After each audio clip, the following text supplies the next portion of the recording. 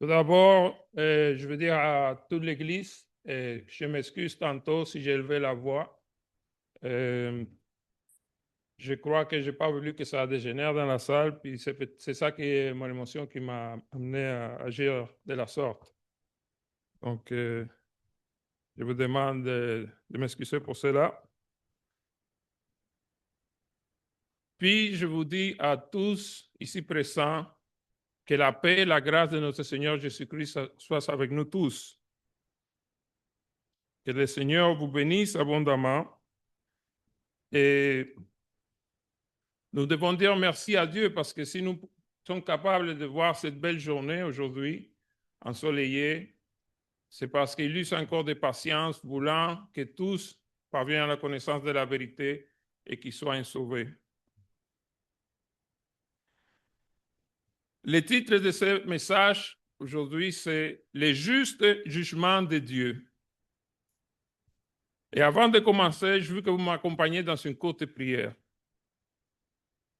Notre Père adorable, Dieu Tout-Puissant, nous te bénissons, nous te louons, Père. Nous te disons merci parce qu'encore ce jour de grâce, et nous pouvons constater ta patience, ta bonté, ton amour envers ce monde que tu veux sauver, Père. Merci de nous avoir permis d'être ici pour écouter ta parole. Permets-nous, Père, d'oublier tous nos soucis, tous nos problèmes et de rester connectés en esprit pour te louer, pour t'adorer et suivre ta parole, Père. C'est dans le précieux nom de notre Seigneur et Sauveur Jésus-Christ que nous avons prié. Amen.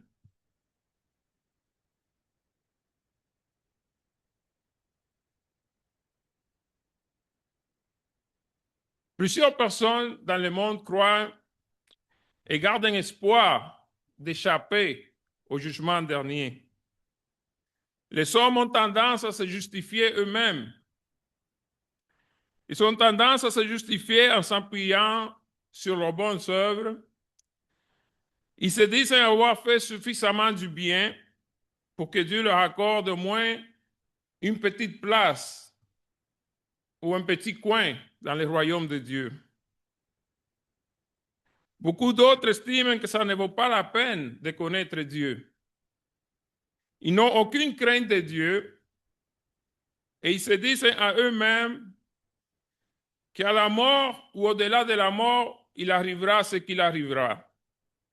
Et on verra.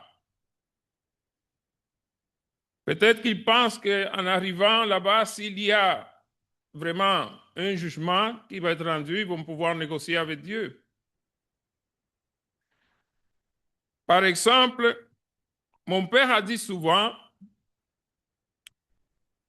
qu'il est une bonne personne et qu'il n'aimait pas l'injustice. Et chaque fois qu'on lui prêchait l'évangile, il se disait que Dieu, au moins, à cause de sa conduite dans sa vie dans ce monde, que Dieu, au moins, allait lui garder un petit coin dans le ciel. Il se justifiait lui-même. À chaque fois que l'évangile lui était prêché, il se justifiait lui-même en se donnant ce petit coin au ciel qu'il croyait avoir mérité à cause de sa conduite ici-bas. Il y a d'autres personnes qui croient qu'il faut juste aimer et pratiquer le bien. Quand vous lui prêchez l'évangile, ils se disent qu'il n'est pas nécessaire de venir à l'église, ce n'est pas nécessaire de se donner cette peine d'étudier la parole, de chercher à obéir à Dieu. Et ils se conforment à dire qu'il est suffisant d'aimer et de faire le bien. Ils croient que c'est ça que Jésus a enseigné lorsqu'il a dit en Jean 5, 29, « Ceux qui auront fait le bien ressusciteront pour la vie, mais ceux qui auront fait le mal ressusciteront pour le jugement. » Mais quel est le bien à lequel Jésus fait référence ici? Quel est le bien qu'il faut faire pour ressusciter pour la vie? Nous savons très bien que la parole ne se contredit pas. Et la parole est claire quand elle dit que personne ne sera justifié devant Dieu par l'accomplissement de la loi ou par les bonnes œuvres. Nous sommes très clairs à cela. Ceux qui ressusciteront pour la vie éternelle sont ceux qui auront fait le bien dans la foi et l'obéissance à Dieu. Voilà les biens à lesquels Jésus se réfère. Et cette obéissance commence par croire en Jésus-Christ. Lorsque les disciples ont demandé à Jésus, que devons-nous faire pour faire les œuvres de Dieu? Ils voulaient savoir quoi faire pour faire les œuvres de Dieu. Jésus leur répondit, l'œuvre de Dieu, c'est que vous croyez en celui qui l'a envoyé.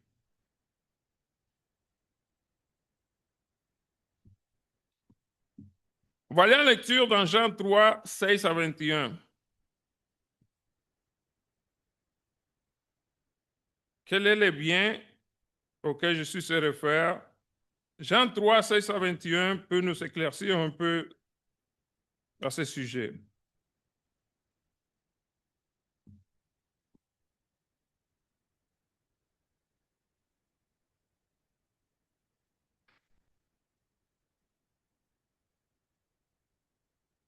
Car Dieu a tant aimé le monde qu'il a donné son Fils unique afin que quiconque croit en lui ne périsse point, mais qu'il ait la vie éternelle.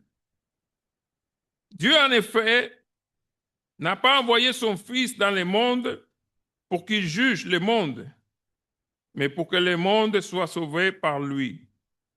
Celui qui croit en lui n'est point jugé ou condamné, c'est la même chose. Mais celui qui ne croit pas est déjà jugé ou condamné. Parce qu'il n'a pas cru au nom du Fils unique de Dieu. Et ce jugement, c'est que la lumière, étant venue dans le monde, les hommes ont préféré les ténèbres à la lumière, parce que leurs œuvres étaient mauvaises. Car quiconque fait le mal est la lumière, et ne vient point à la lumière, de peur que ses œuvres ne soient dévoilées. Mais celui qui agit selon la vérité vient à la lumière, afin que ses œuvres soient manifestées parce qu'elles sont faites en Dieu. Les œuvres faites en Dieu, c'est les biens à lesquels Jésus se réfère en Jean 5, 29. Peu importe les bonnes œuvres que vous aurez faites, si elles ne sont pas faites dans l'obéissance à Dieu, elles ne vont pas vous sauver. Peu importe le nombre des œuvres, des bonnes œuvres, du bien que vous aurez fait. Au jugement dernier, personne n'ira devant Dieu pour mettre sur une balance ces bonnes œuvres et ces mauvaises œuvres de notre côté pour voir s'ils sont sauvés ou condamnés. Mais la parole dit que ceux qui n'ont pas cru au Fils de Dieu, ils sont déjà condamnés.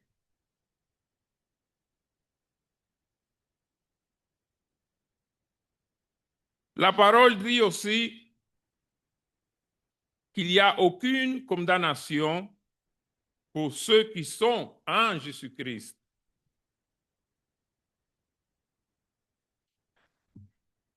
Mais attention, cela ne veut pas dire que vous n'allez pas comparaître devant le tribunal de Christ. Personne échappera. Nous allons tous, sans exception, comparaître et cela commencera par nous, les sauvés, pour recevoir de la part de Dieu selon ce que nous aurons fait étant dans ce corps.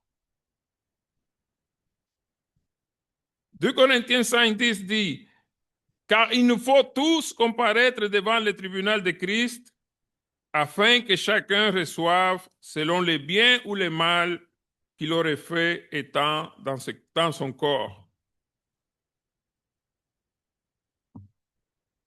La différence entre ce texte de 2 Corinthiens et Jean 5, 29, en Jean 5, 29, la parole fait référence à celui qui croit et obéit Dieu. À celui qui croit en Jésus et obéit l'Évangile. Un texte de l'apôtre Paul qui se réfère à ce que Jésus a dit, c'est le texte que notre bien-aimé Frère Kerry a lu il y a quelques minutes, en Romains 2, 1 à 11. Je vais les reprendre à partir du verset 4.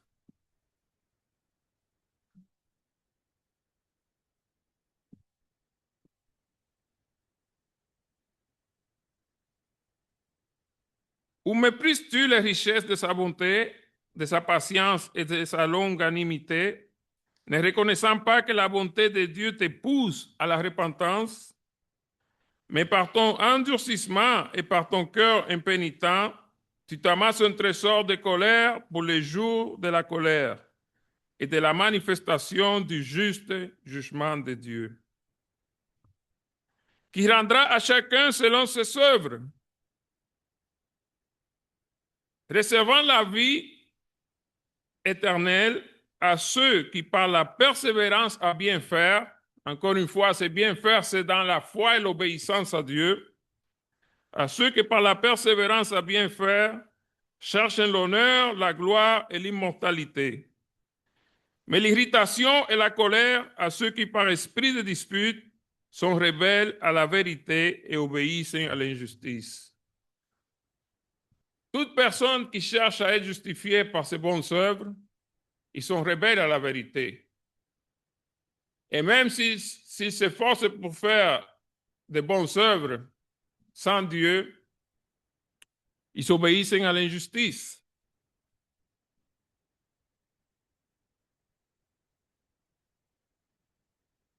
Ceux qui cherchent l'honneur, la gloire et l'immortalité. Verset 8. Mais l'irritation et la colère à ceux qui par esprit de dispute sont rebelles à la vérité et obéissent à l'injustice. Tribulation et angoisse sur toute âme d'homme qui fait le mal, sur les Juifs premièrement, puis sur les Grecs. Gloire, honneur et paix pour quiconque fait le bien, pour les Juifs premièrement, puis pour les Grecs. Car devant Dieu, il n'y a point d'acception de personne.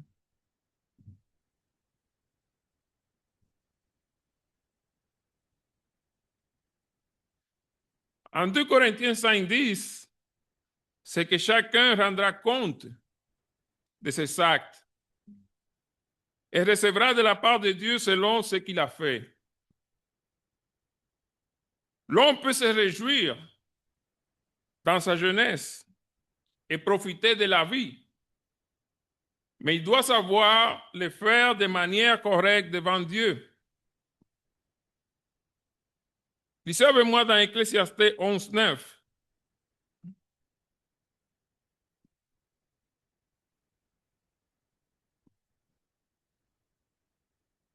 Jeune homme, réjouis-toi dans ta jeunesse. Livre ton cœur à la joie pendant les jours de ta jeunesse. Marche dans les voies de ton cœur et selon le regard de tes yeux. Mais sache que pour tout cela, Dieu t'appellera en jugement. Donc, les jeunes, surtout les jeunes, doivent faire attention à cela. Ils peuvent se réjouir, mais ils doivent savoir le faire selon la volonté de Dieu. Ils peuvent le faire en accord avec la parole de Dieu. Car le cœur est trompeur. Il peut vous amener à commettre plusieurs injustices. Et vous allez devoir rendre compte devant Dieu.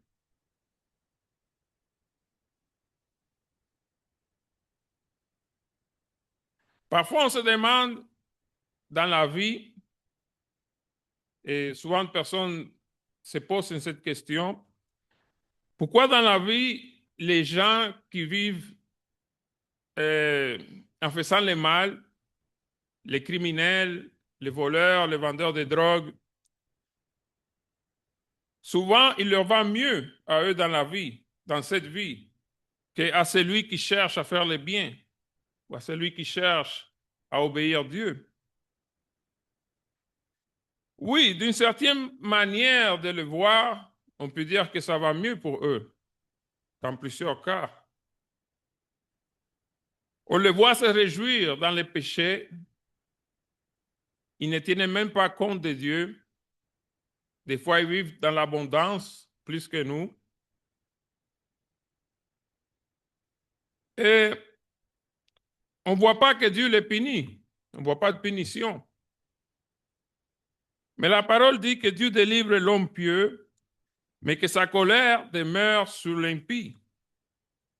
Ce n'est pas parce qu'on ne voit pas Dieu agir que la colère de Dieu n'est pas sur cette personne. Si on regarde le cas de Lot, qui faisait le bien, c'est un homme qui vivait tourmenté tous les jours à cause de tout le mal qu'il voyait autour de lui que cet homme faisait. On ne sait pas pendant combien de temps cela est arrivé. Il était tourmenté, il voyait tout le mal dans son village ou l'endroit où il demeurait. Mais Dieu, à son moment, a jugé et condamné tous ces hommes en les détruisant jusqu'au point qu'ils sont devenus des cendres. Et Dieu a délivré le juste Lot et sa famille. Aujourd'hui, ces hommes que vous voyez mener la bonne vie en faisant ce qui n'est pas bien et en vivant en pleine désobéissance à Dieu, ne pensez pas que Dieu ne les voit pas ou ne pensez pas que Dieu les ignore. Mais la colère de Dieu demeure sur eux pour le jugement final.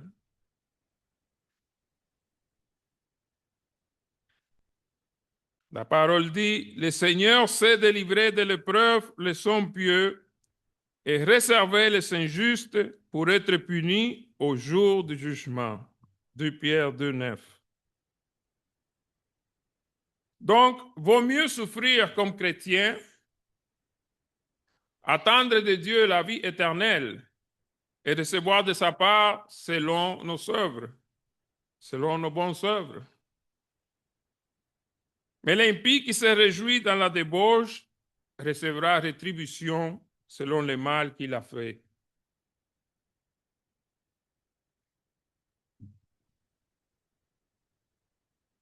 Je vais lire dans 1 Pierre 4, 14 à 19.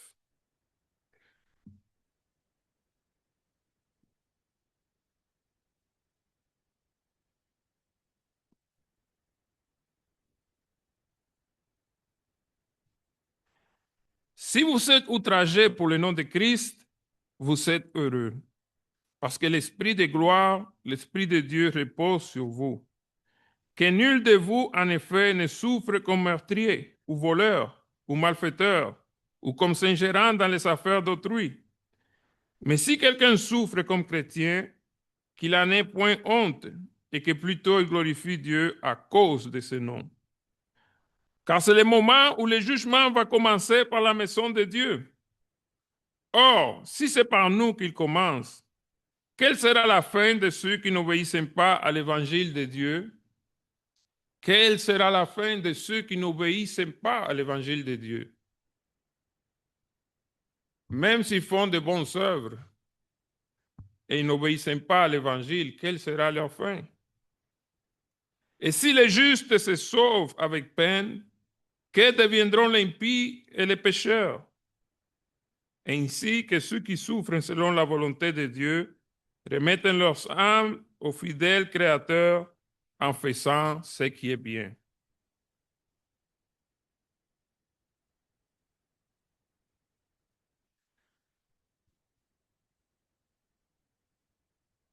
Plusieurs personnes aussi ne veulent pas croire à l'Évangile Parce qu'ils se disent qu'il n'est pas juste d'aller en enfer avec des personnes qui ont été plus mauvaises qu'eux.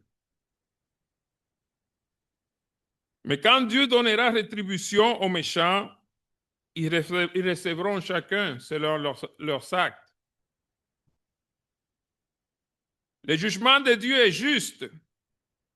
Dieu est le juge parfait et il n'existe aucune injustice dans son jugement. C'est le juge parfait, le juste juge. L'apôtre Paul, par ses paroles en 2 Timothée 4, démontre sa confiance en le juste jugement de Dieu. Il dit, j'ai combattu le bon combat, j'ai achevé la course, j'ai gardé la foi. Désormais, la couronne de justice m'est réservée. Le Seigneur, le juste juge, me le donnera dans ce jour-là.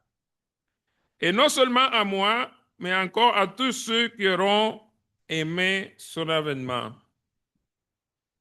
Qui aime son avènement? Ceux qui font le bien dans l'obéissance à la parole de Dieu. Nous tous qui aurons fait le bien par l'obéissance à l'Évangile, recevrons chacun la couronne de vie. Mais nous ne recevrons pas tous la même couronne. Chacun recevra une couronne selon ses œuvres. La parole dit, bienheureux ceux qui demeurent dans le Seigneur, parce que leurs œuvres les suivront. Ça, ce sont les seules choses, les seules richesses que vous êtes sûrs d'amener avec vous lorsque vous allez quitter ce monde. Les œuvres dans le Seigneur, c'est la seule chose qui va nous suivre. Les voitures, l'argent, les maisons, pour tout ce que vous affamez aujourd'hui et luttez chaque jour, peu importe si vous vivez 200 ans sur cette terre, tout ça va rester ici. Mais pendant ce temps qu'on vit affamé pour toutes ces choses qui demeurent ici, il ne faut pas oublier d'œuvrer pour le Seigneur. Il ne faut pas oublier de faire de bonnes œuvres conformément à l'Évangile, conformément à la parole de Dieu, parce que ce sont seulement ceux-là qui nous suivront. J'ouvre une parenthèse pour vous parler d'une personne qui s'est convertie au christianisme, une personne très mauvaise. Et sûrement vous connaissez ce nom. Cette personne était tellement mauvaise qu'il est même difficile de mentionner son nom. Et le frère Emmanuel, il avait parlé de lui un peu dans ce message, dans le passé. Son nom, c'est Jeffrey Dahmer. Pour ceux qui n'ont pas entendu de cette personne, c'était un tueur en série. Il était tueur en série, homosexuel et cannibale. Et cet homme, il a été attrapé et mis en prison à vie. Puis, il a reçu des cours par correspondance en prison, des cours bibliques, comme ceux que nous savons ici, qu'il y a leçon 1, leçon 2, que vous lisez, vous remplissez les réponses. Il a reçu ces cours en prison. C'est difficile de croire qu'un homme tellement mauvais et cruel puisse se repentir et obéir à l'Évangile. La première fois que j'ai entendu que cette personne est devenue chrétienne, dans ma tête est tout de suite passé, sûrement qu'il a répété une prière, puis maintenant il pense qu'il est chrétien. Ou qu'il a obéi à une secte, ou je ne sais pas. Mais par un autre frère en Christ, il a raconté comment a été sa conversion. Et c'est bel et bien une église du Christ qui enseigne la vérité aux États-Unis, qui envoie ses études par correspondance, il les envoie en prison pour les prisonniers. Et lui les a tous suivis. Puis il a répondu à cette église en disant, j'ai tout suivi vos cours, mais il me manque juste une chose. Il a dit, j'ai déjà cru, je suis repenti de mes actes et mes péchés, mais je veux être baptisé pour le pardon de mes péchés. Puis l'église qui a reçu cette réponse, celle qu'il a envoyée, il était trop loin de la prison où est-ce qu'il était. Donc eux, ils cherchaient quelqu'un d'une église du Christ locale où est-ce que se situait la prison pour qu'il puisse l'assister et l'aider à recevoir le baptême. Puis selon l'article qui lisait les frères en Christ que j'ai écouté, plusieurs frères ne voulaient pas aller en prison pour le baptiser. Peut-être ils avaient peur d'être devant cet homme, ou ils ne croyaient pas à sa repentance. Mais il y en a un qui a décidé d'aller le voir, puis il a réussi à le faire baptiser dans une baignoire qu'il y avait dans la clinique de la prison. Et cette personne si mauvaise a obéi à l'évangile. Et après cela, il a reçu il y a une journaliste qui lui a passé une entrevue, puis une des questions qu'elle a posées, crois-tu vraiment que tes péchés ont été pardonnés? Et sa réponse a été, le sang de Jésus est suffisamment puissant pour pardonner même mes péchés à moi. Et au dernier jour, c'est Dieu qui sera mon juge final. Et il me rendra justice. Donc, cette personne si mauvaise savait et sait qu'il va comparaître devant Dieu. Mais il a fait ce qui est bien avant de mourir. Parce qu'il a été tué par un autre prisonnier, il l'a tué après. Il a obéi à l'évangile. Et plusieurs personnes ne croient pas encore à sa conversion. Mais nous ne sommes personne pour dire s'il est sauvé ou non. Mais la vérité, c'est qu'il a écouté l'évangile et il a obéi. Pourtant, il y a des millions et des millions de personnes qui vivent dans les péchés, pas des péchés comme cet homme, mais refusent de croire et obéir à l'évangile. C'est triste que des millions et des millions de personnes qui n'ont pas commis les actes de cet homme n'arrivent pas à obtenir le pardon de leurs péchés. Ils décident de ne pas se repentir parce que selon eux, comme nous avons entendu au début du message, ils sont suffisamment bons. Ils font suffisamment assez de bien. Donc pour eux, ça importe peu tenir compte de Dieu et de son évangile. Les jours du juste jugement de Dieu, tout genou fléchira devant lui. Quoi que ce soit le jugement que Dieu rendra à qui que ce soit, tous verront et diront qu'il est le juste juge. Pour nous qui sommes en Christ et qu'il n'y a maintenant aucune condamnation pour nous, nous devons faire comme l'apôtre Paul. Continuer la course en gardant la foi, résister au malin et pratiquer les bonnes œuvres pour accumuler un grand trésor au ciel. Je vais lire un dernier passage, 2 Thessaloniciens 1, 4 à 10.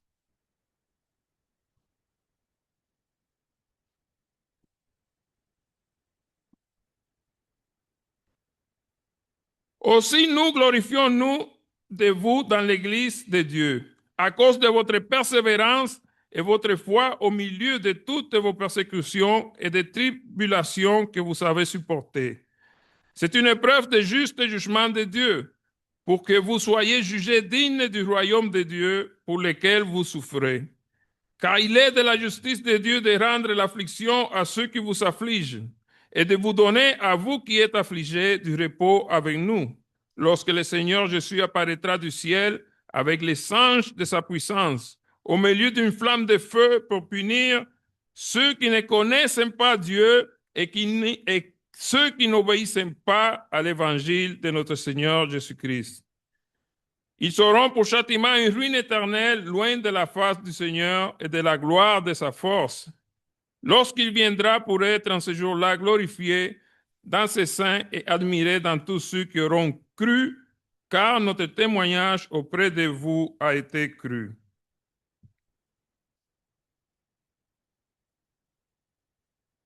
Si vous n'avez pas encore obéi à l'Évangile, c'est le moment de le faire. Dieu vous appelle, il vous tend la main, il veut vous sauver de la condamnation éternelle. N'attendez pas ou croire, essayez de vous justifier ou négocier avec Dieu quand vous serez là-haut. Mais c'est maintenant qu'il vous tend la main.